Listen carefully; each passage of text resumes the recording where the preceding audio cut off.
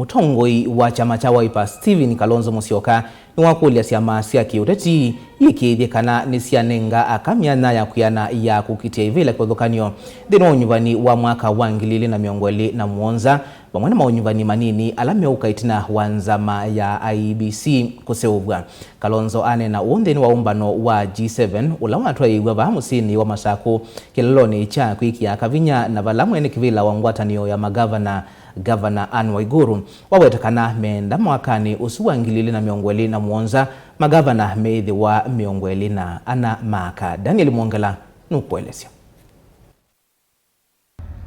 Mutongoi wa chama cha Wiper Dr. Stephen Kalonzo Musyoka na ikomano ya magavana maka va Kenya ila isiketa G7 ila atwaiwa kiwanzani cha Kenyatta Stadium musini wa Masaku ni waelesya kana utongoi waka ni waelete kuendea na udhudhwa vanthi ya Kenya na siama cia kiuteti kwa kauma vathula aka mavindani alame uthungulula atongoi alame ukite ivila. And under that amendment, all political parties will be required to adhere to the 2/3 gender rule when they are doing their party nominations.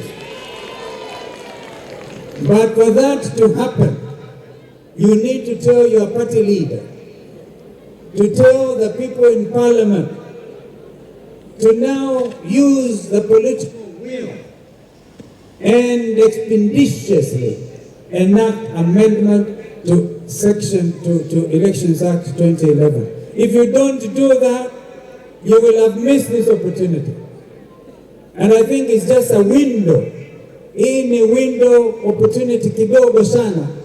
If you don't take advantage of this window, then the window may close. It is as simple as that.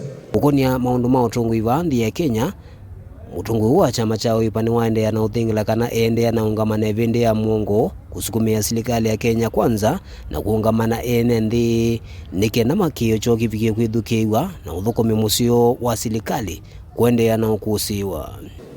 Ladies and gentlemen, lady governors, if you think the Gen Z story is over, you are deceiving yourselves. This country will never be the same in terms of governance. It will never be the same. I have said, even if I'm going to remain standing alone, I will stand with the people of Kenya and I will stand with the Gen Z.